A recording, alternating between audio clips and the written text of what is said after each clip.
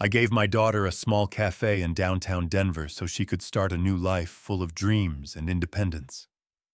But when I arrived one morning, she was crying, forced by her mother-in-law to do the dirtiest work for free while the woman laughed and took everything. The betrayal by those closest to me hit me like a knife, but I acted quickly, and this injustice would turn into revenge that would change everything, leaving no stone unturned. Before we continue, please subscribe to the channel and write in the comments what time it is where you are right now. The bells above Morning Brew Café jingled when I pushed through the glass door on Larimer Street. Burnt coffee hit my nose first, then something sour from the kitchen. Wrong. All wrong. Then I saw her. My daughter Delphine on her knees in the bathroom doorway. Door propped open for the whole world to see. Scrubbing tile grout with a toothbrush. Her face was red and wet. She wiped at her eyes with the back of one hand, kept scrubbing with the other. Delphine, you missed a spot. Again. The voice came from behind the counter. Sharp, sweet as artificial sweetener. A woman in her early 60s sat at the register like it was a throne. Silver hair, perfect. Designer glasses on a chain. Evelyn Harper, my daughter's mother-in-law. The woman who now controlled the cafe I had bought for Delphine 4 months earlier with every penny I had. Delphine's head jerked up. Our eyes met. Hers went wide. Panicked. Dad, she whispered. Evelyn's smile could have sold insurance. Milton, what a lovely surprise. We weren't expecting you. My jaw tightened. I came to see my daughter. I walked toward Delphine and her cafe. Our cafe, dear. Evelyn tilted her head. Delphine and I are partners now. Didn't she tell you the toothbrush fell from Delphine's hand? Clattered on the tile. Hi. Dad. Sorry. I'm just... Her voice cracked. Finishing something. Partners. The word sat in my chest like spoiled meat. I had spent 38 years as a health inspector in Colorado. I knew when something was rotting. Jackson sat in the corner. Delphine's husband. Evelyn's son. Laptop open. Eyes down. He shifted in his seat when I looked at him, but didn't speak. One customer in the whole place. An older woman at the window table. She stared into her coffee like it held answers. Let me help you, honey. I reached for the toothbrush. Oh, no. Evelyn stood, smoothed her skirt. She needs to understand proper cleaning standards. The health inspector was very clear last month. My hand stopped. What health inspector? Evelyn waved dismissively. Just routine. Delphine had a few oversights. We fixed everything. Her smile widened. Oh, you'd know about that, wouldn't you? Your old profession. The coffee machine hissed behind the counter. Steam rose. I counted to 5. Jackson, I turned to my son-in-law. How's work treating you? He barely looked up. Fine. Dad, busy. He's been such a help here. Evelyn answered for him. Managing the finances, dealing with suppliers. Someone needs to handle the serious work. I can handle. Delphine started. Sweetheart, we've discussed this. Evelyn's voice dripped honey. Stick to what you're good at. The baking. Delphine's hands curled into fists. She stood, grabbed a rag, moved to the nearest table, started wiping in fast circles. I ordered coffee from Evelyn. Not from my daughter. Had to. She poured it with theatrical precision. Tell me what you think of our blend. I've made some improvements to the sourcing. Our improvements. Every word a tiny knife. The coffee was weak, bitter, wrong temperature. I'd shut down restaurants for less. Delicious, I said. My hand shook when I raised the cup. Coffee sloshed, spilled on the counter. Evelyn's eyes tracked the movement. Something flickered in her expression. Satisfaction. Maybe. She pulled a towel from under the counter, Wiped the spill with exaggerated care. No worries. Milton, accidents happen. I wanted to grab that towel. Wanted to... Deep breath. Count to 10 this time. The woman at the window table stood, left without finishing her coffee. The bell jangled behind her. I'd love to see the partnership papers, I said. Voice steady, casual. Business documents so boring. Evelyn laughed. Jackson handles all that legal stuff. Isn't that right? Honey Jackson nodded. Said nothing.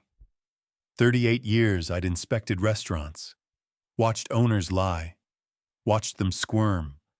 Watched them try every trick in the book. I knew guilt. I knew deception. I knew when I was looking at both. Well, I set down my cup. I should let you ladies get back to work. Oh, we're always working. Evelyn beamed. Running a successful business takes constant attention. Constant. But that's what family does. Right.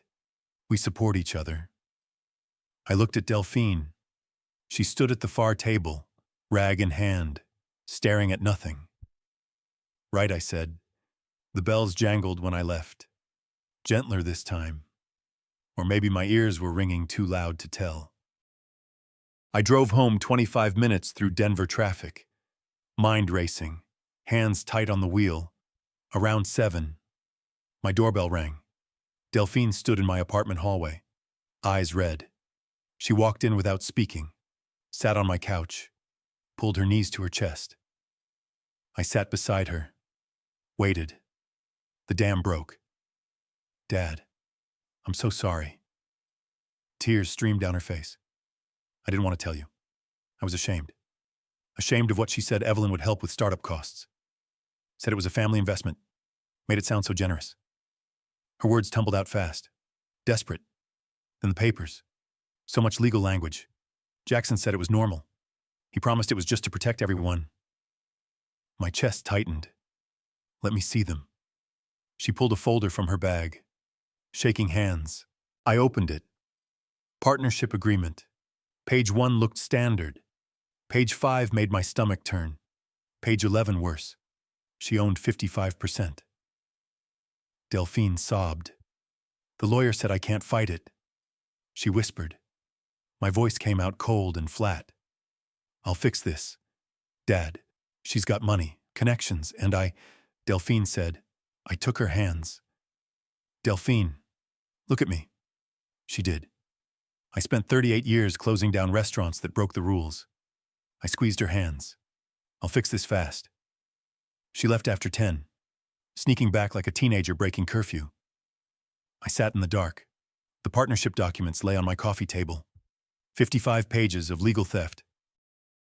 My eyes drifted to the shelf, between my vintage sanitation posters. Wash your hands, save lives from 1954 sat a small leather wallet. I hadn't opened it in 4 years. My hand reached almost by itself. Inside, my old ID badge, Senior Health Inspector, Colorado Department of Public Health and Environment. The photo showed a younger me, more hair, less gray, same eyes that had shut down 47 restaurants in my career.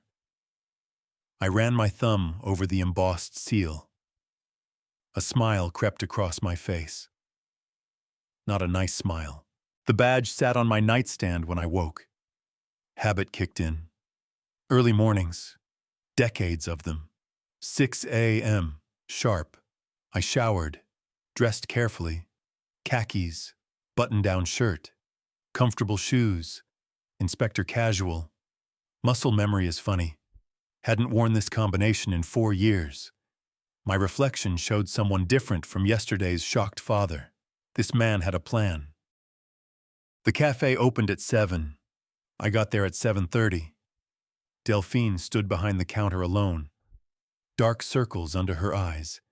She jumped when the bell rang. Dad, what are you? Black coffee, please. I spoke loud enough for the 2 customers at separate tables, and one of those cinnamon rolls. Her eyes flickered. Understanding. Right. Yes. One coffee. One roll coming up. I took the corner table, unfolded the Denver Post, glanced at headlines I didn't read. My real attention was on operations. The refrigerator door hung open 25 seconds. 30, temperature abuse. Delphine grabbed milk, closed it. Finally, no thermometer visible on the outside. Red flag. Dairy products sat near the prep area, too close to where she'd just cut vegetables. Cross-contamination risk. No date stickers on open containers. Violation of Colorado Code 6, CCR 1010-2. Her phone sat on the prep counter. Contamination vector. I'd seen enough in 10 minutes to cite 7 violations. My coffee arrived. I thanked her. She hurried away. 38 years I'd done this. The same way a carpenter sees load-bearing walls. I saw health code violations. Automatic. Unavoidable. Milton. Becoming a regular already, Evelyn appeared from the back. Fresh makeup. Fresh smile. She pulled out the chair across from me. Uninvited. See, I told Delphine. Good coffee sells itself. The place seems different from last time. I sipped my coffee. Still weak. Still wrong temperature. New systems. Oh, absolutely. Evelyn leaned forward. Eager.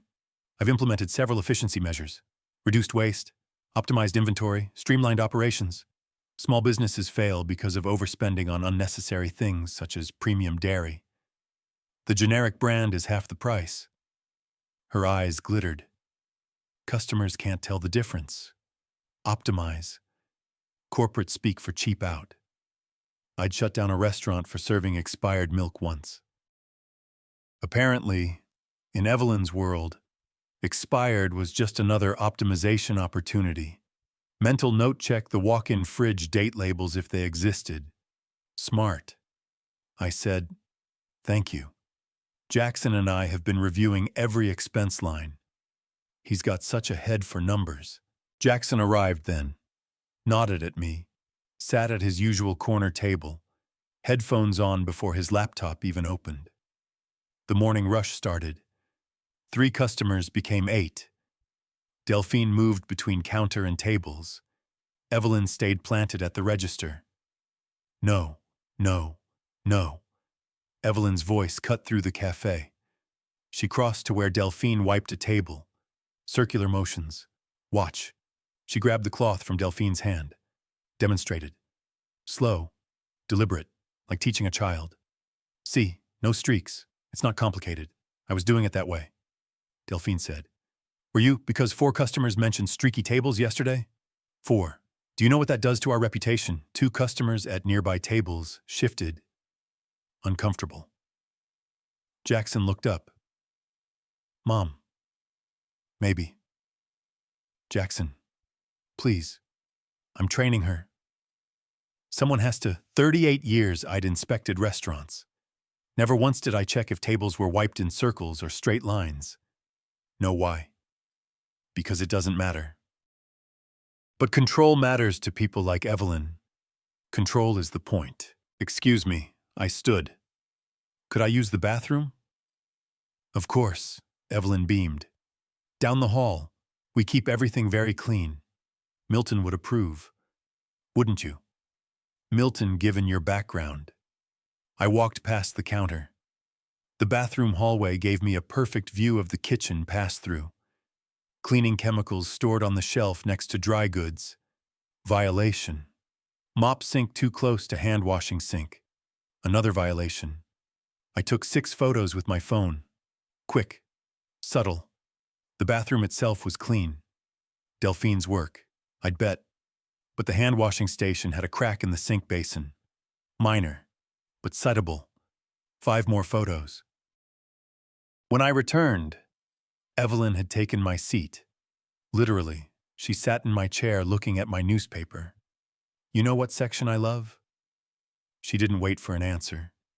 Business. I read it every morning. Understanding market trends is crucial for success. I'm sure it is. Delphine never reads it. No head for business. That girl, sweet. But Evelyn trailed off. Let the silence finish her sentence. I pulled out my wallet, left a 20 on the table. Coffee and roll were maybe $8. Keep the change. Delphine. Evelyn's hand shot out, took the 20, smiled at me while she counted it, pocketed it. How generous. We'll put it toward new equipment. The espresso machine needs repairs. Delphine stood by the counter, staring.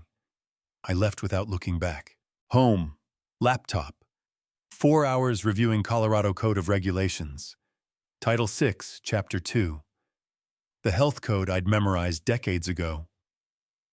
Some things had changed. Most hadn't. My notebook filled with violations I'd observed. Temperature control failure. Cross-contamination risks. Improper date labeling. Chemical storage violations. Equipment maintenance issues. All minor individually. Together, different story.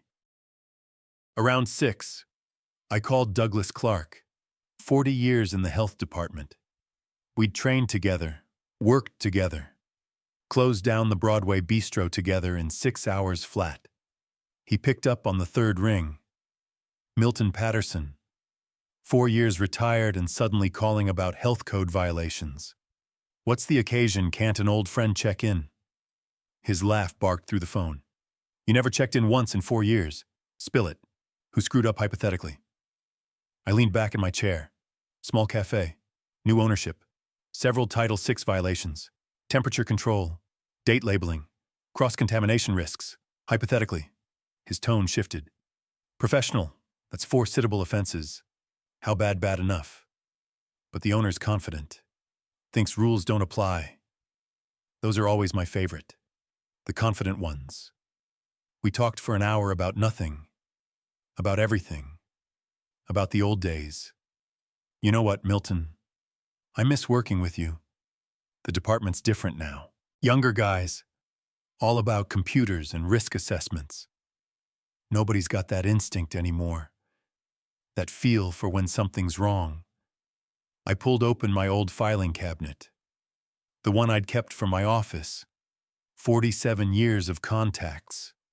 Inspectors, supervisors, department heads, people who owed me favors, people I'd trained, people who remembered when Senior Inspector Patterson shut down that bistro in 6 hours flat for flagrant violations. Martinez, Chen, O'Donnell. My finger traced down the pages. Douglas, I said, voice soft. Someone's about to get a refresher course on Colorado Health Code, Title VI. Time to see if Evelyn Harper really understands what business optimization means. I hung up. In the silence of my apartment, I whispered 5 words to the empty room. Welcome to my world. Evelyn. 2 days after I'd whispered that threat into my empty apartment, I sat at my kitchen table surrounded by paper. Not just any paper. 38 years of accumulated knowledge. Colorado Health Code printouts. Violation checklists. Complaint form templates. My coffee had gone cold. Hadn't noticed. The filing cabinet in the corner stood open. Contact lists. Inspection protocols. Enforcement procedures. Everything I'd promised myself I'd forget in retirement. Funny how it all comes rushing back when you need it. I pulled up the Colorado Department of Public Health and Environment website. Official complaint form. Right there in the public portal. Simple. Clean. Bureaucratic. But I didn't just fill it out. I crafted it. Every word chosen to trigger red flags. Multiple violations observed. Cross-contamination risks. Temperature abuse of potentially hazardous foods. Repeated concerns from vulnerable populations.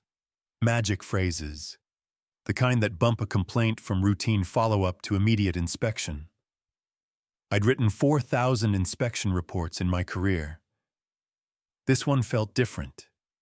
Better. More personal. My yellow legal pad sat next to the laptop. 4 stages outlined in my cramped handwriting. Stage 1, health inspection. Stage 2, social reputation damage. Stage 3, legal action. Stage 4, financial consequences. Stage 1 was almost ready. Just needed the final pieces. My burner phone app downloaded the night before. Paid account. Untraceable to my main number. Sat open on my phone. I dialed Delphine. She answered on the first ring. Hello? Honey. You alone, silence. Then, Jackson is at his mother's. Dad, what's going on? Listen carefully. I kept my voice level. Tomorrow when you close, I need you to forget a few things. The date labels on the dairy. Don't replace them. That temperature log by the walk-in. Maybe you're too tired to fill it in. Long pause. You're setting her up. I'm letting the truth show itself. I gripped the phone tighter. Will you help me? Her voice dropped to a whisper. What time should I expect the truth day after tomorrow? Mid-morning. You'll know when. After we hung up. I stared at my laptop screen. The complaint form was complete. Perfect. Devastating. My finger hovered over the submit button. This was it. Once I clicked this, I'd be using 38 years of professional knowledge to target my own daughter's business. Sure. Evelyn had created the violations. Evelyn had cut corners, endangered customers. But Delphine's name was on the license. Her cafe. Her dream. The one I'd bought with $90,000 of my retirement. I remembered her face on her knees, scrubbing grout with a toothbrush, crying. Click. Submit. The coffee shop Wi-Fi made the upload smooth. I'd driven to a Starbucks 5 miles away at 3 in the morning. Paranoid maybe, but complaints were logged with timestamps and IP addresses. Back home, I opened my email. Confirmation from CDPHE. Your complaint has been received and assigned reference number 2025, DN 2194, stage 1 in motion, late afternoon. My phone rang. Douglas's name on the screen. You still up? His voice was warm. Of course you are. Tell me. Pulled up the complaint. Milton, you manipulative bastard. He laughed. You wrote it like a textbook example. Hit every trigger phrase we have. Vulnerable populations. That's code red for us. I mentioned elderly customers and young children. Exactly. Makes it high risk. Automatic priority response. Papers rustled on his end. Complaint flagged. Should get assigned to a team within 48 hours. Should or will I monitoring it personally? Not because you asked. Because the complaint warrants it. Everything by the book. Milton, I'm not breaking protocol. Your complaint just happens to be perfectly written. You trained me well. Yeah, I did. His voice softened. But Milton, stay away from the scene when it happens. You can't be anywhere near Morning Brew that day. If there's any connection between you and the inspection, I understand. Do you? Because Evelyn sounds like the type to ask questions. Why now? Why this timing? You visited her cafe recently. Right as a customer. As a father. That's what you tell her if she asks. Nothing more. Got it. I promised. Meant it mostly. Evening came. I opened my laptop. Riding the high of my complaint submission. Stage 1 was working. I could feel it. The Google review page for Morning Brew stared back at me. 48 reviews. Average 4.3 stars. Most were positive. A few complaints about service speed. Nothing about sanitation. Time to change that. I created a new Google account. Philip Henderson. I'd pulled the name from a random generator website. Apparently the 49th most common male name combination in America. Perfect. Generic. Forgettable. Profile picture stolen from a stock photo site. Middle-aged white guy. Slight smile, blue shirt. Could be anyone. Could be everyone. Philip Henderson. Concerned citizen and absolute fiction. The review wrote itself. 1 star. Professional but concerned. Disappointed by apparent lack of attention to sanitation standards. Observed concerning practices during recent visit. Hope management takes food safety more seriously. My cursor hovered over post. Should I use a VPN proxy server? Overthinking it. Just a review from a fake account with a fake name and a fake photo. Clicked post, 11:49 p.m. The review appeared instantly. I leaned back, satisfied. 2 strategic strikes in one day. The complaint official and devastating. The review public and damaging. 38 years I'd filed inspection reports. Never once had I enjoyed it this much. My laptop chimed. Video call incoming. My son Fletcher's face filled the screen. Apartment in Berlin behind him. Dad, you look different. Focused. I'm fixing what needs fixing. Does Delphine know your plan? She knows enough, not everything. Fletcher leaned closer to his camera. And the legal side. Everything I'm doing is legal. I'm just making sure the law does its job. He nodded slowly. Dad, I'm transferring $6,000 to your account tomorrow morning. Don't argue. You spent your retirement on Delphine's dream. Let me help protect it. My throat tightened. You're a good son. Fletcher. Learned from a good father. His smile was fierce. Now go get her. After we hung up, I sat in the dark. Fletcher's support steadied me. Made this feel less like revenge, more like justice. My phone buzzed. Past midnight. Douglas again. It's done. No preamble. Day after tomorrow at 10 a.m. Martinez and Chen. They're the best we have. Thorough. Fair. By the book. They'll find everything that's findable. Douglas, don't thank me. I didn't do anything except let the system work exactly as designed. You wrote a textbook perfect complaint. It got the response it deserved. He paused. Milton, stay away from morning brew that day. You hear me? If Evelyn suspects any connection, I understand. But I knew myself. I'd spent 38 years watching inspections unfold. I wouldn't miss this one. After we hung up, I sat listening to Denver's rain against my window. Stage 1 almost complete. 48 hours until Evelyn Harper learned what 38 years of health inspection experience looked like when aimed at her. My phone glowed. One new notification. Google alert. Someone had replied to my Philip Henderson review. I opened it, expecting nothing. Evelyn, her verified business account. The reply was public, visible to everyone. We take all customer concerns seriously and would appreciate the opportunity to discuss your experience. Please contact us directly at your earliest convenience. We pride ourselves on exceeding all health and safety standards. Professional, appropriate, and underneath a threat. I'm watching. I see you. I will find you. Should have felt worried. Instead, I smiled. Let her watch. Let her waste energy chasing Philip Henderson's ghost. I had bigger problems lined up for her. Problems with badges and clipboards and the full force of Colorado Health Code. Title 6. 2 days crawled by like wounded animals. I cleaned my apartment twice. Reorganized my vintage sanitation poster collection. Called Fletcher to discuss Berlin weather of all things. Anything to burn time. The morning of the inspection. I woke at 5. Couldn't help it. Decades of early morning inspections had programmed my internal clock. By 9:30, I'd violated Douglas's instructions. I sat across Larimer Street from Morning Brew in another cafe. Perfect sightline through both establishments' windows. I ordered a cappuccino, made myself comfortable at the corner table. What temperature do you keep your milk? I asked the barista. She laughed. That's a weird question. 40 degrees. Manager's obsessed with the thermometer. Checks it like 6 times a day. Good manager. The cappuccino arrived.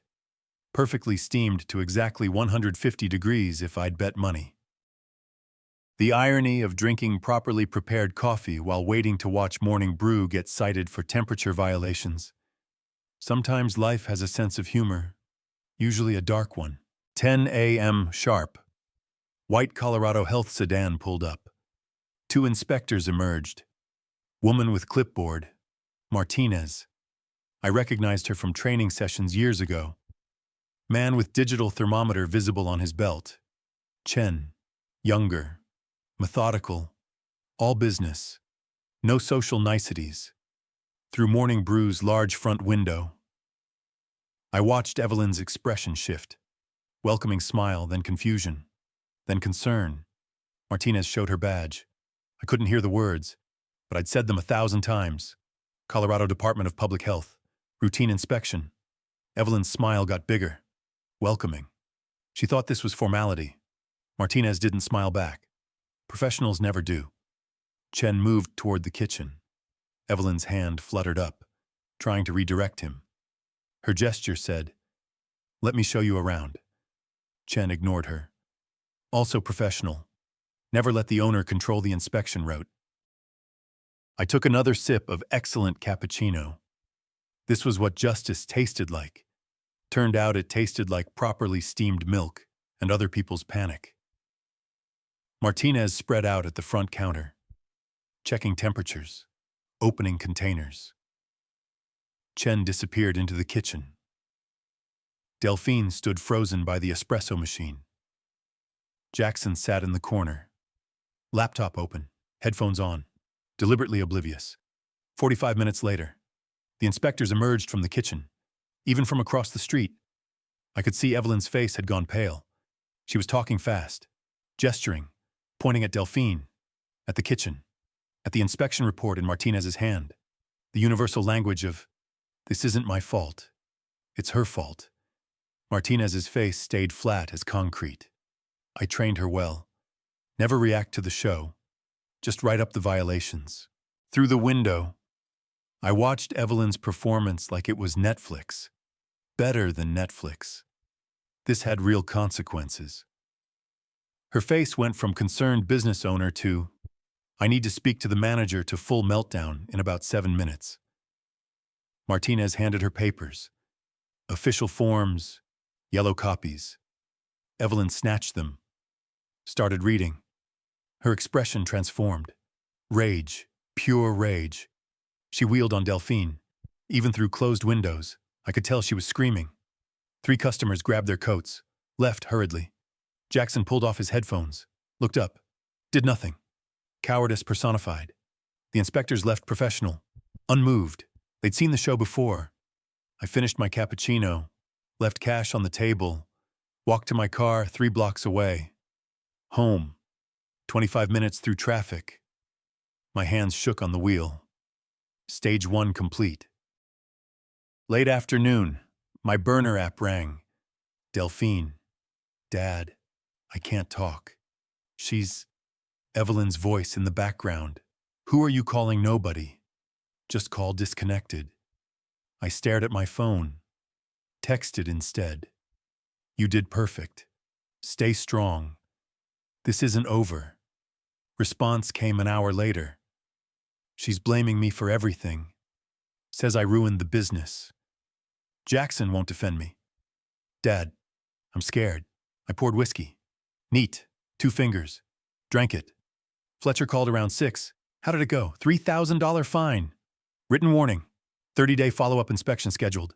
"That's huge." "Dad, you did it. Stage 1 complete." "Yeah, it worked. Maybe too well." "What do you mean Evelyn is smart?" "She's going to ask questions." "Why now? Why this timing?" "But you filed anonymously." "There's no connection." "I hope you're right." 5 minutes later, my phone rang. Unknown number. I answered. Evelyn's voice, ice cold. "Milton. Not Mill. Formal. Cold. We need to talk." My stomach dropped. "Evelyn, what can I do for you? Don't play innocent. It's insulting to both of us." "I don't know what." "The inspection, the Google review, the timing. You think I'm stupid," my heart pounded. "Played dumb anyway." "The cafe got inspected." "That's unfortunate, but these things." "Philip Henderson." "Ring a bell." Her voice was sharp. "No, because Philip Henderson doesn't exist. But his IP address does." "Want to guess what address that is?" Silence. My mouth went dry. "We need to talk face to face. Tonight, or I go to the police with harassment evidence tomorrow morning. Your choice." My apartment. 1 hour. See you then. Milton. She hung up. I sat on my couch, phone still warm in my hand. Felt something I hadn't felt in 40 years of restaurant inspections. Fear. Not abstract fear. Real concrete fear. Evelyn had evidence. A lawyer. Resources. She could frame this as harassment, stalking, interference with business. The Google review, my own stupid Google review, was proof I'd targeted her establishment. What if I had miscalculated? What if protecting Delphine meant destroying myself? I was 70 years old. No savings left. Living on Social Security and a modest pension. One lawsuit could wipe me out. My apartment, my dignity, everything. My hand shook as I poured another whiskey. Then my phone buzzed. Text from Delphine. Dad. She knows you helped me somehow. She's coming for you. I'm so sorry. This is my fault. I read it 3 times. My fault. She said, no. I drank the whiskey. Put the glass down hard enough to crack it. This was Evelyn's fault. She'd stolen from my daughter. Humiliated her. Turned her dream into a nightmare. I didn't start this war. I just wasn't going to lose it. 20 minutes until Evelyn arrived. I paced between kitchen and living room. Wearing a path in my cheap carpet, I pulled out the partnership documents. 55 pages. 55 pages of legal theft. My phone buzzed. Text from unknown number. I'm parking. Bring coffee. This will take a while. Oh, the audacity. I didn't make coffee. The knock came exactly 1 hour after her call. Firm, 3 times, official. I opened the door. Evelyn stood in my hallway wearing a cream-colored suit and pearls like she was attending a board meeting. Silver hair perfect. Makeup perfect. Smile sharp enough to cut glass. Behind her stood a man in his 50s. Gray suit. Leather briefcase. He extended his hand. Mr. Patterson. I'm Richard Donovan. Miss Harper's attorney. Thank you for agreeing to meet with us. Us, she'd brought her lawyer. Come in. I stepped back, though I didn't agree to anything. You threatened me, and I'm curious why. Evelyn swept past me, scanning my apartment like she was assessing property value. The lawyer followed, setting his briefcase on my coffee table, the same table where I'd planned this entire revenge. She turned to face me. Smile disappeared. Milton, let's stop playing games. I know you filed that health complaint. I know you posted that Google review. I know you're trying to destroy my business. Your business, I let the words hang. Interesting choice. Yes, my business. The one I saved from your daughter's incompetence. The one you're now sabotaging. She pulled out her phone, tapped it, turned the screen toward me. Philip Henderson's review. Posted from your IP address at 11:49 p.m., 2 days before the inspection. Want to explain that the lawyer opened his briefcase, pulled out papers, placed them on my coffee table with practiced precision. Mr. Patterson, you're looking at a harassment claim, intentional interference with business operations and defamation. Miss Harper is prepared to file. I laughed. Couldn't help it. You think this is funny? I think you came into my home to threaten me with lawyers? I picked up the partnership documents from my coffee table, held them up. Want to talk about illegal activity? Let's discuss fraud, coercion, theft by deception. Those documents are legitimate. Are they? Because the Colorado Secretary of State website shows you filed LLC paperwork 3 weeks before the partnership conversation. Premeditation. That's interesting timing. Don't you think the lawyer looked at Evelyn? Miss Harper, you didn't mention, because it's lies. He's making it up. Public records. I said, anyone can look them up. I've already sent screenshots to my son and to a lawyer friend, just in case something happens to me. The room went quiet. Evelyn stared at me. For the first time since I'd met her, she looked uncertain. Then her phone rang. She glanced at it, Expression shifted. Confusion. Then alarm. What, when, how many listened? I'll be right there. Hung up. Looked at me with something close to hatred. Someone just posted photos on Facebook. The health inspection. The violations list. The fine. Denver Foodies Group. 18,000 members. They're destroying us. I kept my face neutral. Inside, I was thinking, stage 2. I didn't plan that one, but I'll take it. Evelyn grabbed her purse. This isn't over. No, I agreed. It's not. But Evelyn, that Google review, that's the least of your problems. You started a war with someone who spent 38 years shutting down people who broke the rules. I'm just getting started. She left. Lawyer scrambling after her. I closed the door, leaned against it. My hands were shaking. Stage 1 complete, her confidence shaken.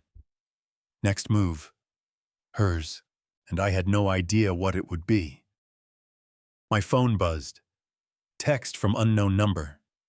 Dad. It wasn't me who posted the photos, but thank you to whoever did. D. If it wasn't Delphine and it wasn't me, then who? The apartment door closed behind Evelyn and her lawyer. I stood there back against it, heart hammering. Stage 1 had worked. The inspection, the fine, the Facebook post going viral. But Evelyn wasn't retreating. She was escalating. And the mystery Facebook post. Someone else was in this game. Someone I didn't know about. That should have worried me more than it did. I poured another whiskey. This one I actually drank. Wait. Voices in this hallway. I opened my door. Quiet. Peered out. Richard Donovan waited for the elevator, his back to me, checking his phone. Evelyn stood apart, pulling out her cell. I stayed in my doorway, out of sight. Hallway acoustics are funny things. Her voice carried, "No, don't worry about Patterson. He's made his little health complaint." Feeling powerful, but the transfer documents are almost complete. 1 more month and Morning Brew will be entirely mine legally and permanently. His daughter signed everything we need.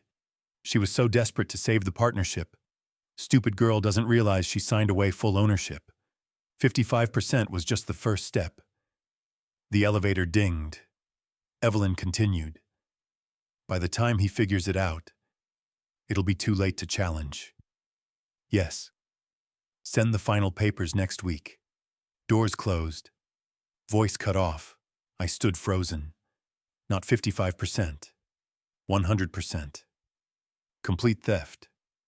My $90,000. Delphine's dream. Everything gone in 30 days. I walked back inside, phone in hand, shaking hands. The business card was tucked into my address book.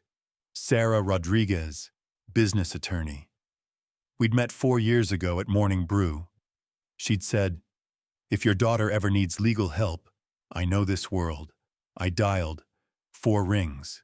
"This is Sarah Rodriguez. Miss Rodriguez. Milton Patterson.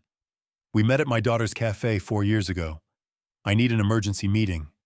My daughter is being defrauded and we have approximately 30 days to stop it." Pause. "The cafe with the excellent cinnamon rolls." "Yes. What kind of fraud? The kind where someone steals a business through forged partnership documents. The kind that's almost complete." Long pause. "Mr. Patterson, I can meet you tomorrow morning, 8 a.m. My office downtown. Bring every document you have. I'll be there. If this is what you say it is, we have very limited time. Colorado has strict statutes on partnership agreements. Once documents are filed and processed, they're extremely difficult to challenge. I understand. Do you? Because proving fraud requires substantial evidence. Do you have that I thought about Delphine's texts, the business records, the health inspection, and the phone call I just overheard? No recording. Just my word. Worthless in court. I have some evidence and 30 days to get more. Then that's what we'll do. Ada M. Tomorrow. She hung up. I looked at my apartment. Documents everywhere.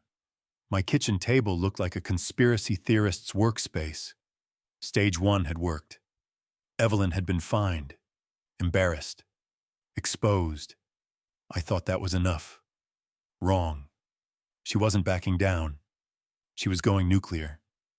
My phone buzzed. Text from Delphine. Dad, are you okay? Jackson said his mother is furious. What happened?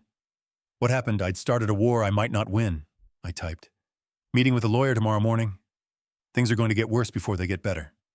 Trust me. Can you do that? 3 dots. Then, I trust you always. I stared at those 2 words. Always. I opened my laptop. Created a new document. Evidence log Evelyn Harper fraud case. Started typing. Date, time, location. What I'd overheard. Verbatim quotes. It wasn't much, but it was a start. Stage 2 was about to begin. This time it wasn't about health inspections and online reviews. This time it was about the law. And in that arena, I wasn't the expert. Evelyn knew that. That's why she'd brought a lawyer to threaten me. She'd been 1 step ahead. I needed to catch up fast. 8 a.m. came too fast and too slow. I'd spent the night organizing evidence, printed texts, screenshot business records, timeline, notes from the overheard conversation. By dawn, my kitchen table looked like a crime scene. Sarah Rodriguez's office was downtown. Converted warehouse, exposed brick, modern glass. Her name on a brass plate on the 3rd floor. Rodriguez and Associates. Business law. I knocked at 7:53 a.m. She opened the door herself, coffee in hand, already reviewing documents on her laptop. Mr. Patterson, you're early. Good. Her conference room smelled like expensive coffee and desperation. Mostly the coffee. My desperation was free. She spread the partnership documents across the table like a forensic investigator displaying murder evidence. Which, legally speaking, this kind of was. These are thorough. Sarah's tone was neutral, professional. That's lawyer speak for whoever screwed you knew what they were doing. Great. I'd been screwed by a professional. Comforting. Can we challenge them legally? They're valid. Delphine signed, notarized, filed properly. She looked up. But if she signed under duress, if she didn't understand the terms, if Evelyn misrepresented what she was signing, that's actionable. We need evidence. I heard her on the phone. She admitted the whole plan. Your testimony of an overheard conversation. Sarah shook her head.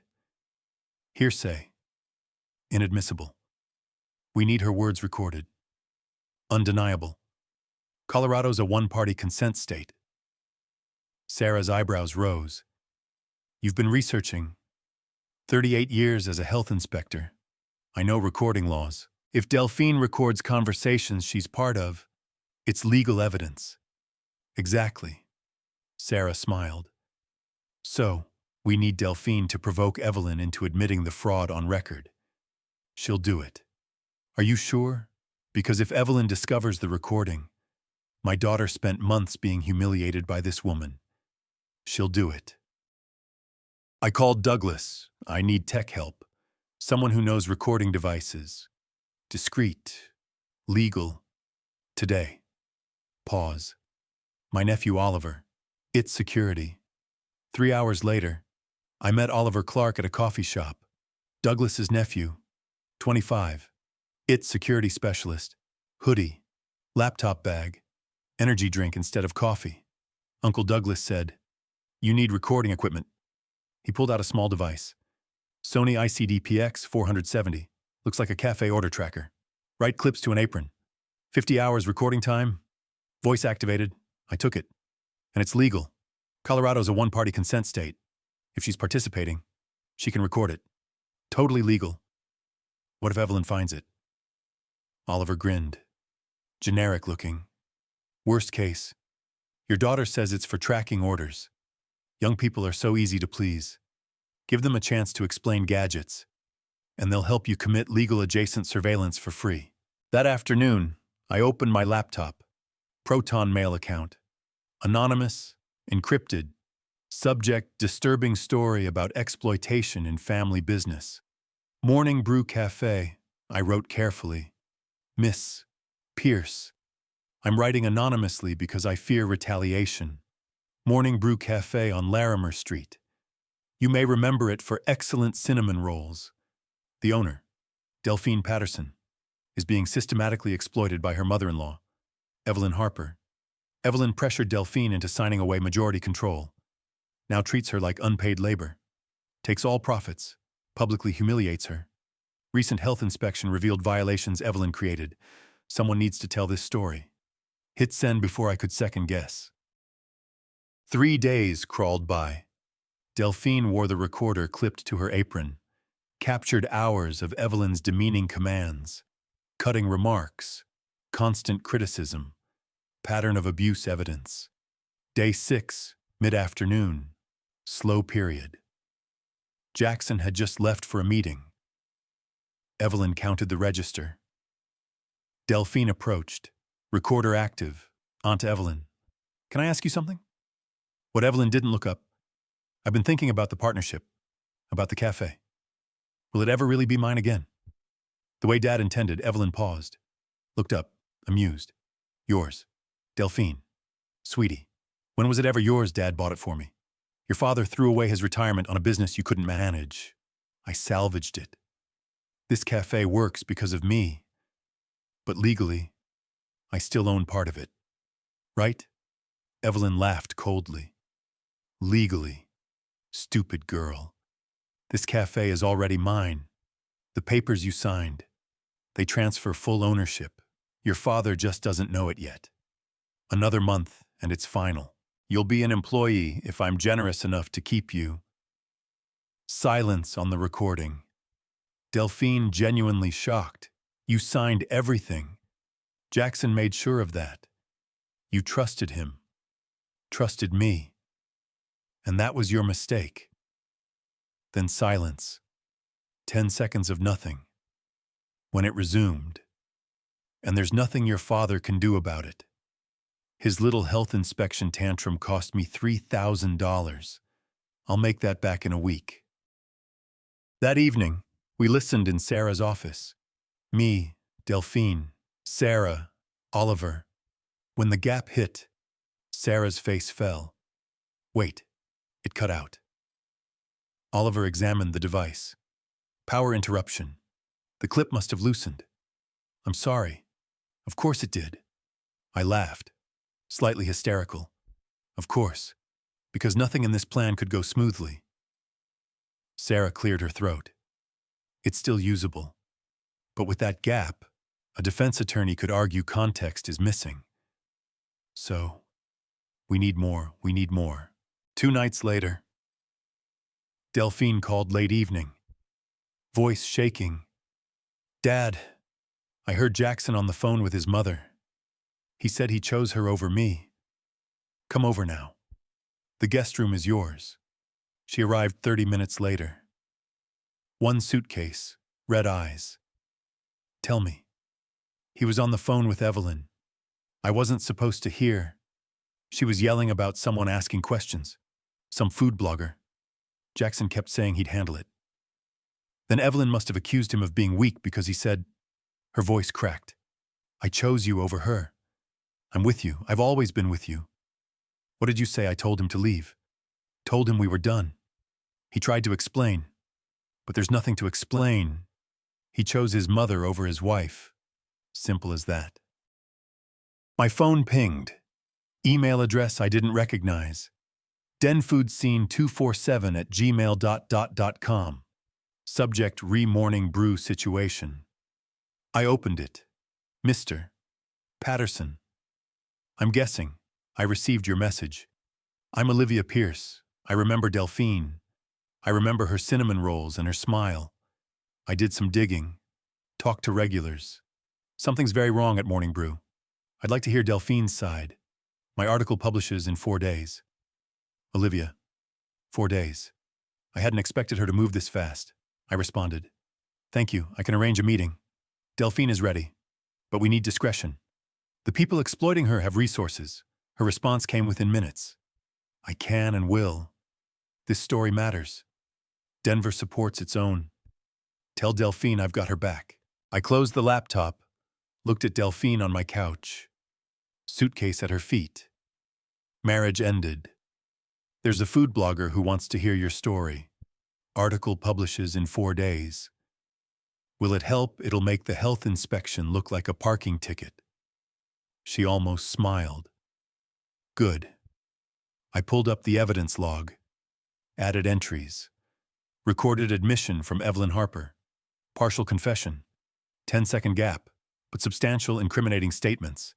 Jackson Harper chose mother over wife. Delphine witness. Marriage ending. Support system secured. Social media investigation initiated. Public opinion campaign beginning. We were building a case, piece by piece, stage 2 in motion. Stage 3 coming in 96 hours. My phone glowed with Olivia's last message. Denver supports its own. I smiled. Not a nice smile. Evelyn thought she'd won. Thought she had everything locked down. She was about to learn what happens when you underestimate a father protecting his daughter, and a daughter who's finally done being the victim. 4 days later, I sat at my kitchen table with Delphine, watching her laptop screen refresh. Olivia Pierce's article had gone live at 6 a.m. By 6:30, 300 shares. By 7, 1,000. By the time we finished our coffee, around 8, we'd stopped counting. The title sat at the top in bold letters. The Dark Side of Morning Brew, a story of financial abuse and family exploitation. Below it, Delphine's story. Not anonymous. She'd insisted on using her real name. People need to know it's real. She'd said, I'm done hiding. I'd been proud of her courage. Now, watching the numbers climb, I wondered if I'd prepared her for what came next. Internet justice moves fast, and it's never neat. Listen to this one, Delphine said, reading. I used to go to Morning Brew weekly until I saw how the owner treated her daughter-in-law. Never going back. Delphine deserves better. It had 1,000 likes. Keep reading. That woman Evelyn is exactly the kind of toxic person who ruins small businesses. I witnessed Evelyn screaming at Delphine for dropping a spoon. A spoon. The comments kept coming. Hundreds. Then thousands. By noon, Morning Brew's Google reviews were flooded. 1 star. 1 star. 1 star. People posted photos of themselves at other cafes. Hashtags #support Delphine and #boycott Morning Brew. My phone rang. Douglas, Milton. You crazy bastard. It's working. Everyone's talking about it. That's the problem. No. That's the solution. Public opinion is a weapon. You just fired it. He was right. But weapons have consequences. That afternoon, Evelyn posted a response. Official Morning Brew account. Delphine read it aloud. Morning Brew management wishes to address recent defamatory allegations. Management, I said. She's calling herself management of your cafe. Claims made are one-sided and omit crucial context. Morning Brew was facing financial insolvency when Miss Harper invested capital to save it. Delphine scrolled. Oh, no. The comments. What are they saying? Top comment has 500 likes. Found Evelyn's burner account. Next one. This is exactly the gaslighting described in the article. She was making it worse for herself.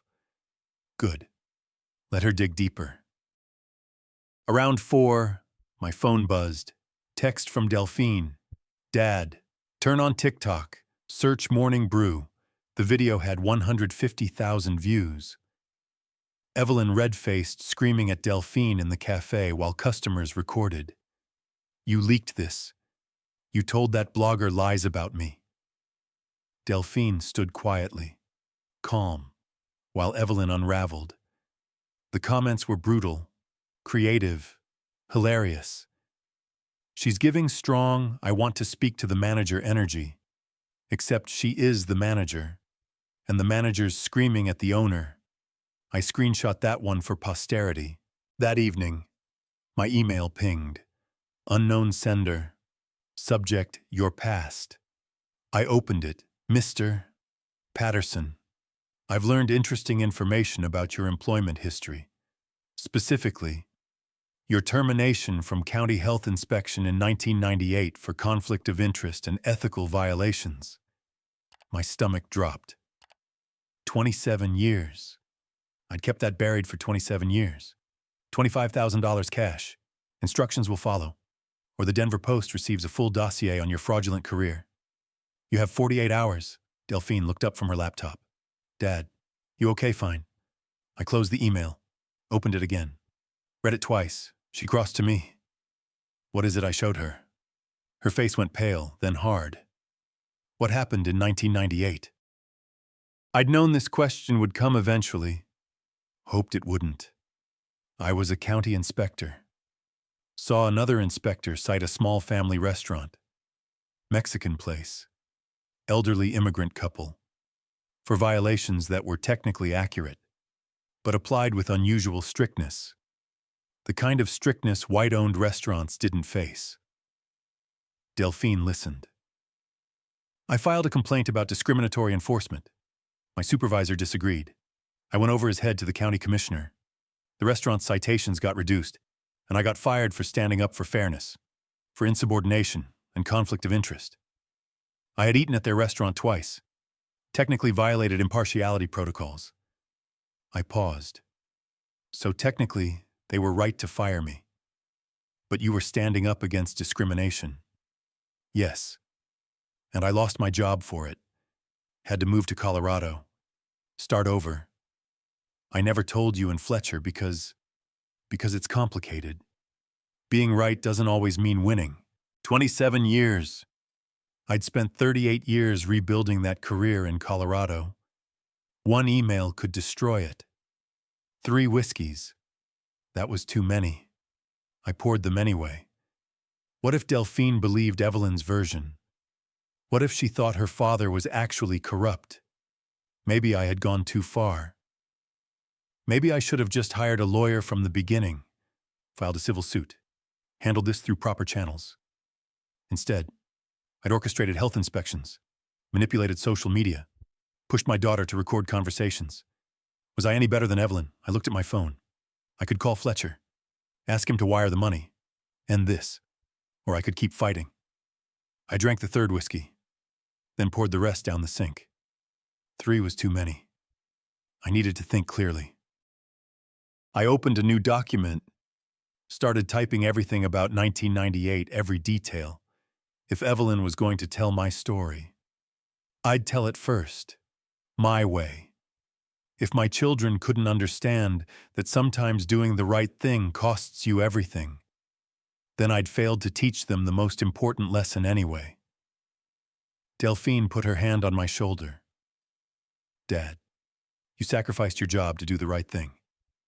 Now you're doing it again. That's not corruption. That's consistency. The email says you'll be disappointed in me. The email is from a woman who slaps her own son and steals from her daughter-in-law. She turned my laptop toward me.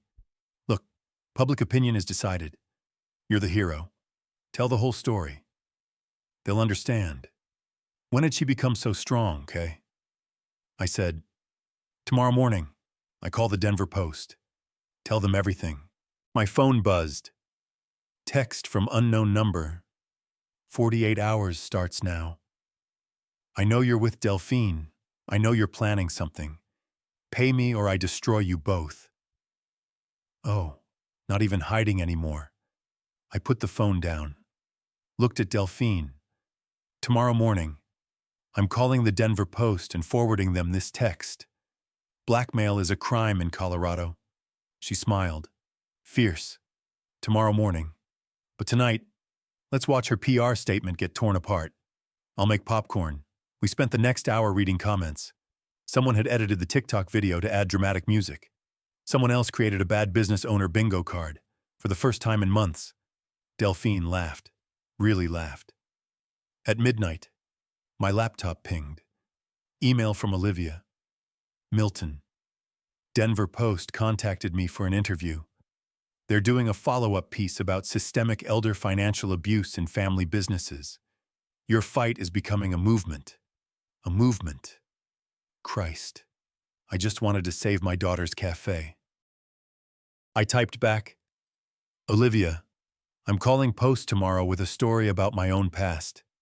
Can you connect me with the right reporter? Her response already done. Marcus Chen. Expect his call at 8 a.m.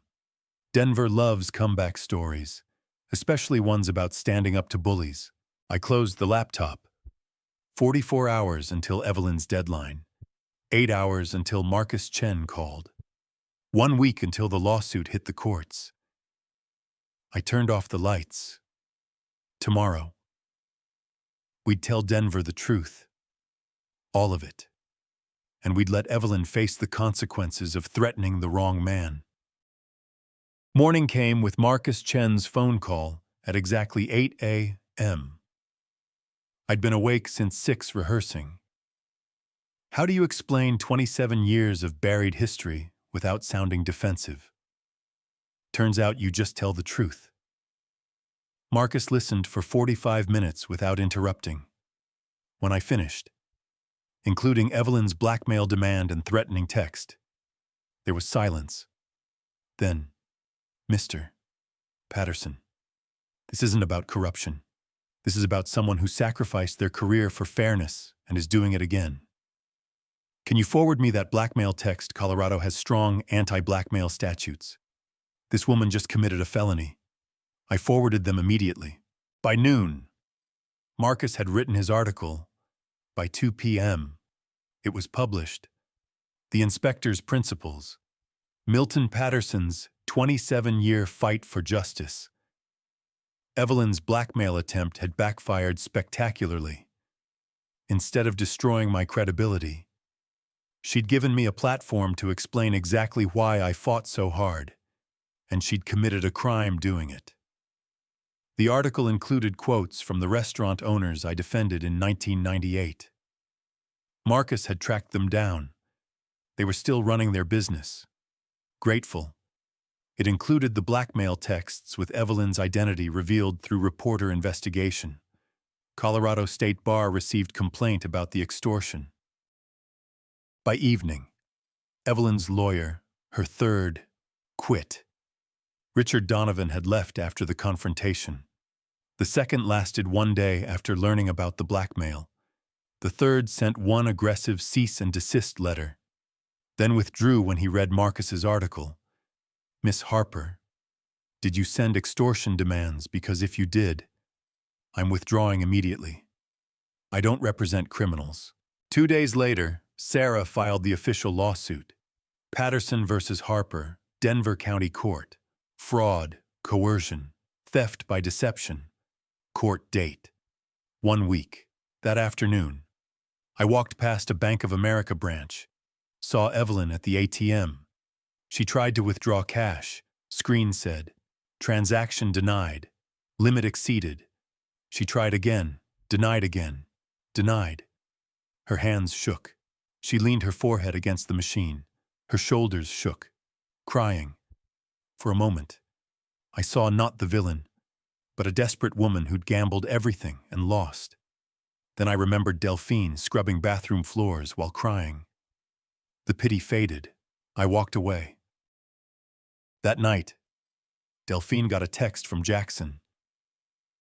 I'm sorry for everything. Tell your father he won. We're leaving Denver. Don't look for us. The next morning, we arrived at court for the hearing. Evelyn and Jackson didn't show. The bailiff confirmed. No contact, no lawyer, no response.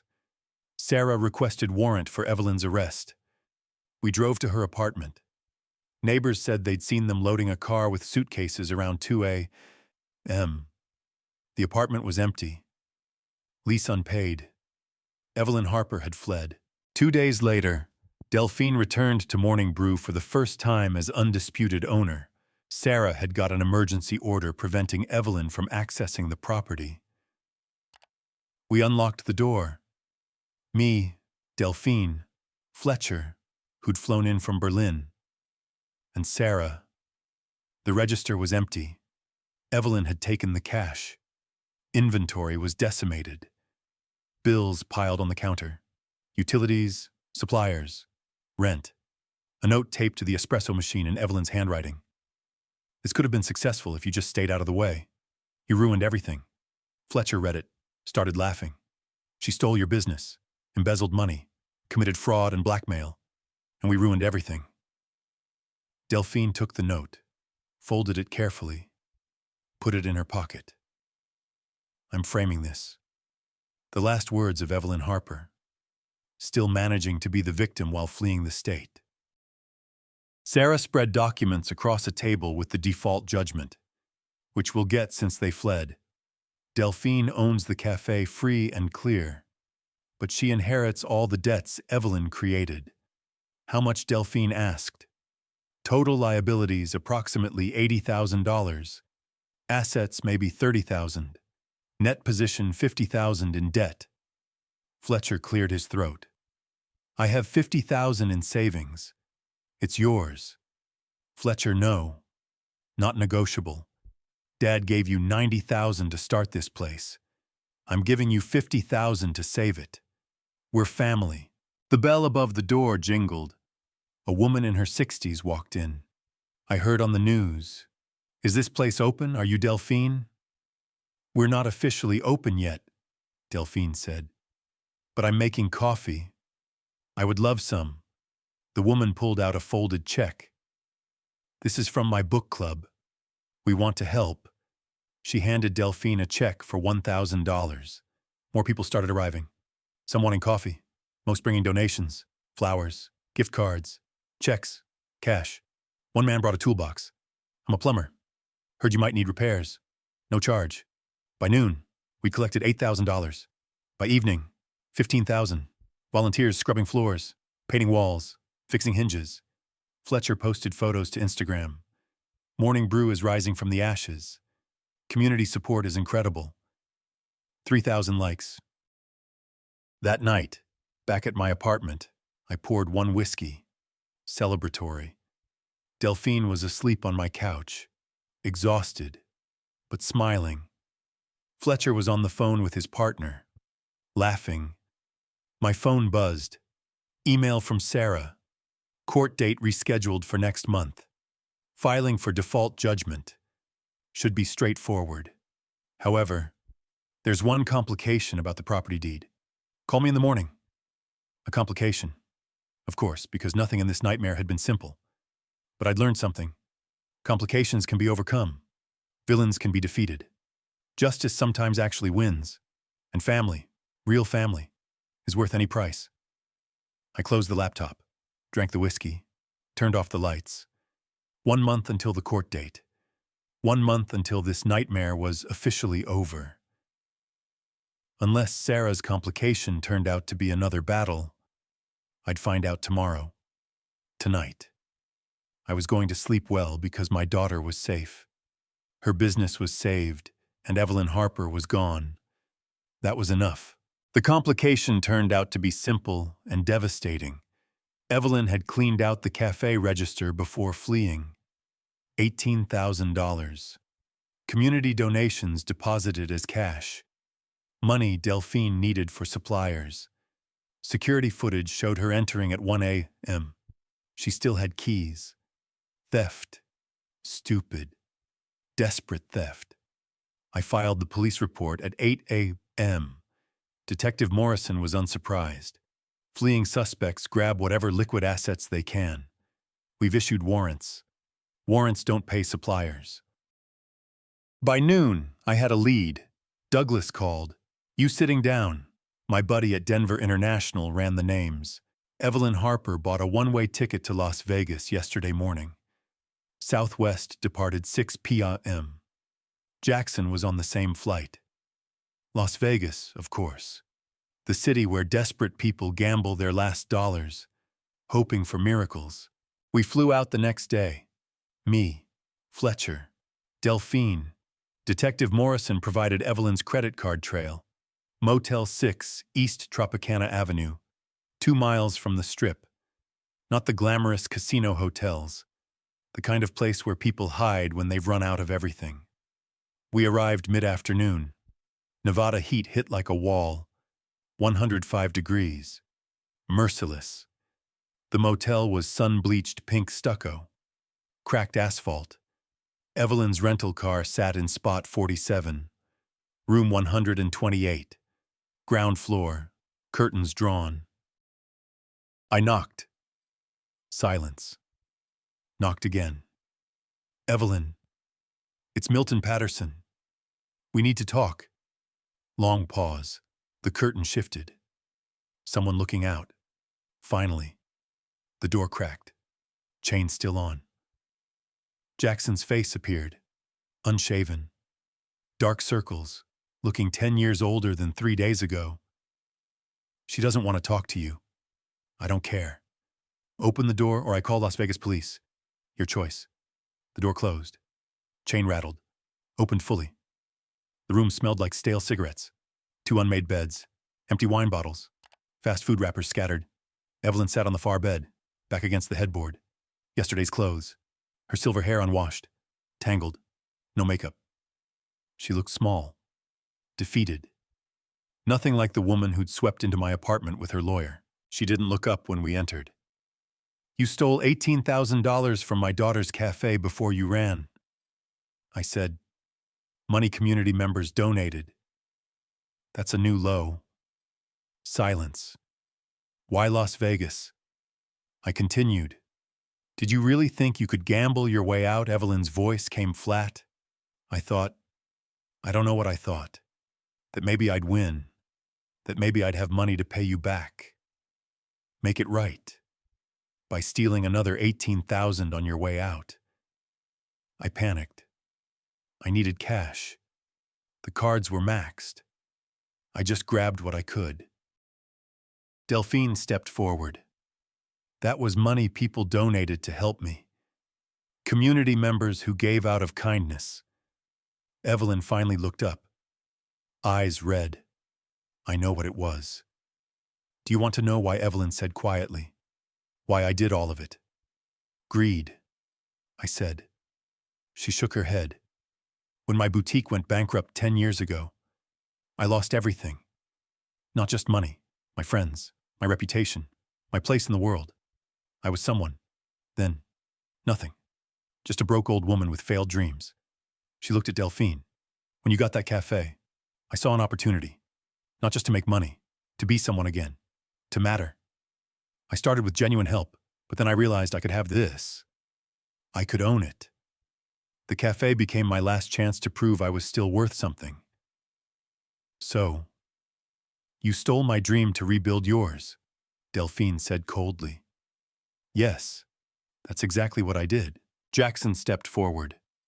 Delphine, I know you hate me. I deserve it. But please understand, don't call me Delphine. Don't blame your mother entirely. You made choices. Every step you chose. I was weak. She's controlled me my whole life. You're 37 years old. You had a choice every day. When she made me scrub toilets, when she humiliated me publicly, you could have said no. You chose comfort over courage. You chose her approval over my dignity. Jackson started crying. I love you. I still love you. I don't care. I'm filing for divorce. I want you out of my life completely. Delphine, please, we're done forever. You don't get redemption. You don't get forgiveness. You get to live with what you did. A knock on the door. Las Vegas PD. I'd called them before we entered. Evelyn Harper. Evelyn stood slowly. That's me.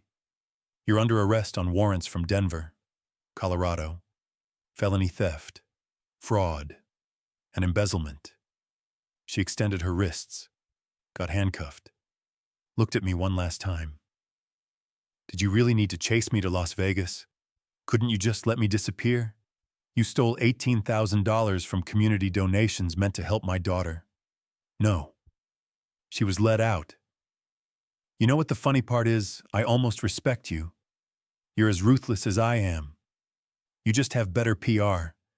The difference is, I fight for my family. You fight for yourself. We stood in the parking lot afterward watching the police cruiser pull onto Tropicana Avenue. Jackson remained by the motel room. Not arrested. No proof he knew about the theft. But destroyed anyway. He looked at Delphine, mouth opening. She turned away. Walked to our rental car without looking back. That was the moment of defeat. Not the handcuffs. The turn back. Fletcher put his hand on my shoulder. Come on, Dad. Let's take Delphine home. We flew back that night, landed in Denver at 11 p.m., drove through dark streets to Morning Brew. The cafe sat empty, temporarily closed sign in the window. I need to see inside, Delphine said. We unlocked the door. The interior smelled stale. Most inventory gone. Evelyn had taken it when she cleaned the register. Delphine picked up envelopes from the counter. Bills, unpaid suppliers, final notices. Started opening them. Her expression never changed. But I watched the light dim with each envelope. Dad. Her voice was small. It's worse than I thought. How bad she spread bills across the counter. With the stolen money, unpaid suppliers, legal fees, back rent. We owe $25,000 before we can even think about reopening. Fletcher spoke up. I have the $50,000 I offered. You already loaned money. I can't take more. And $50,000 barely gets us operational. It doesn't cover inventory, staff, insurance. She looked up at me, eyes filling with tears.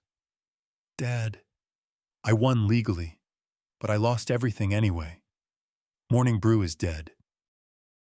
I opened my mouth. Nothing came out. She was right. We defeated Evelyn. Gotten justice. But justice doesn't pay bills. Let's go home, I said finally. We'll figure something out tomorrow. Driving away. Watching Morning Brew disappear in the rearview mirror. I wondered what was there to figure out. We'd saved the cafe legally, but destroyed it financially. Maybe Evelyn had won after all. Back at my apartment at 1 a.m., Delphine went to bed exhausted. Fletcher made tea. Neither of us drank. Dad, he said after long silence. What do we do now? I didn't have an answer. For the first time in this entire nightmare, I genuinely didn't know. The next morning came too early. My phone buzzed. Missed calls, text messages, emails, numbers I didn't recognize. First text. Saw the news about Morning Brew. We want to help. Susan R. Second. Read about Delphine. Attaching donation. Denver Foodies Group. More texts. More offers. By the time Delphine woke, my phone had 80 messages. Fletcher's had 50. News of Evelyn's arrest had made the Denver Post, the Sentinel, every food blog, and Denver had decided to do what Denver does best, take care of its own. Olivia Pierce posted at 6 a.m. Morning Brew needs our help. Delphine fought and won legally, but faces $25,000 debt from Evelyn's destruction. I'm starting a GoFundMe. Who's with me within 2 hours? $10,000. Delphine read messages crying. Dad. Listen. We're a commercial kitchen. We'll donate 25 pounds of flour and 15 pounds of butter monthly for 6 months. And this. I'm a licensed electrician. I'll update the wiring free. That's Denver, I said. We take care of our own. Fletcher looked up from his phone. There's a Facebook group. Save Morning Brew. 5,000 members organizing supply drives. Volunteer shifts. By end of first week, $45,000. 10,000 more than needed. 6 weeks of renovation followed. Fresh paint from volunteers. New tables donated. Equipment repairs at cost. Delphine's 9-year-old daughter, Faye, helped paint a mural. Stick figure woman holding a coffee cup like a shield. Mom the superhero. Reopening day. Line around the block. Local news coverage. Olivia documenting everything. Delphine's apple cinnamon pie sold out in 18 minutes. 6 weeks after that, Evelyn's sentencing. Denver County Courthouse. Orange jumpsuit. Hair pulled back. No pearls. Judge Martinez. 20 months county jail plus $18,000 restitution. Before being led away, Evelyn asked permission to speak. Delphine, Mr. Patterson, I destroyed your family. I stole from you. Everything they said about me is true. I am exactly the villain everyone says I am. Her voice cracked. What I told you in Vegas was true. I wanted to matter again, and I destroyed your lives to get it. That's unforgivable. I'm not asking forgiveness. I'm just acknowledging what I did. For the first time, I'm telling the complete truth. I'm sorry. She looked at Delphine. Your cafe is beautiful. I saw photos online. You did that. Not me. Everything good about Morning Brew was always you. Delphine stood, walked out without a word. Evelyn watched her go, nodded slowly. I understand. 1 month later, a letter arrived from Jackson from jail, unpaid child support from his first marriage. Delphine read it aloud. I'm not asking forgiveness. I'm writing to tell you I understand now. I wasn't just weak. I was complicit. I chose comfort over courage. I watched my mother hurt you and did nothing. That's cowardice. You deserve better. I signed the divorce papers. No contest. I hope Morning Brew succeeds. I won't contact you again. Jackson. She folded it. Put it in a drawer. Didn't respond. 2 weeks later, an envelope arrived. No return address. Boulder postmark. $6,000 check. Note from Jackson. Everything I could gather. She deserves this. J. I stared at it a long time. Then forwarded it to Delphine without comment. She deposited it without comment. 6 months after reopening, Morning Brew thrived. Not wildly successful, but stable. I sat at my usual corner table most mornings. Newspaper, black coffee. Delphine behind the counter chatting with customers. Faye doing homework at a table. Fletcher video called weekly from Berlin. His photo hung on the cafe family wall next to my vintage sanitation poster. Olivia came in twice weekly writing a book about Denver's food community. Morning Brew featured prominently. Jackson sent child support payments on time. Never with notes, just checks. Delphine deposited them without comment. Evelyn still had 9 months left. Delphine never visited. Didn't plan to. Evelyn wrote letters occasionally. Delphine didn't open them. Kept them in a drawer. Not for closure. Just because throwing them away felt like caring enough to make the effort. The cafe was Delphine's. Fully hers. No one could take that away. It wasn't the life she'd imagined when I first gave her the keys. It was harder. More complicated. Built on rubble and community goodwill. But it was hers. One Saturday morning, someone asked me, was it worth it? All that fighting. I looked at my daughter, smiled slightly. Ask me in 10 years, because that's the truth. Victory isn't a moment. It's what you build after. Fletcher appeared on video call at the bar. Dad, you know what's funny? Evelyn thought an old inspector would be easy. She forgot. I spent 38 years shutting down establishments that thought they were smarter than the rules. He laughed. That's the most you've ever sounded like a movie hero. Heroes don't exist. Fletcher. Just stubborn old men who refuse to let bullies win. Dad, Delphine called from the counter. Order up. Your cinnamon roll is ready. I walked over. She watched nervously. I bit into it. Chewed. Swallowed. Well, perfect. Just like everything else you do. She smiled. Really smiled. The kind that's been missing for months. That right there. That's the victory. Not the legal judgments. Not Evelyn in prison. Not the money raised. Just my daughter smiling while making cinnamon rolls in her own cafe. I'm 71 years old. My retirement savings are gone. My daughter's a divorced single mother running a cafe that almost destroyed her. But she's free. She's strong. She survived what tried to break her. The mountain air through the cafe door felt clean. I breathed it in. All of it. If you like this story, please like this video, subscribe to the channel, and share your impressions of this story in the comments. To listen to the next story, click on the box on the left. Thank you for watching.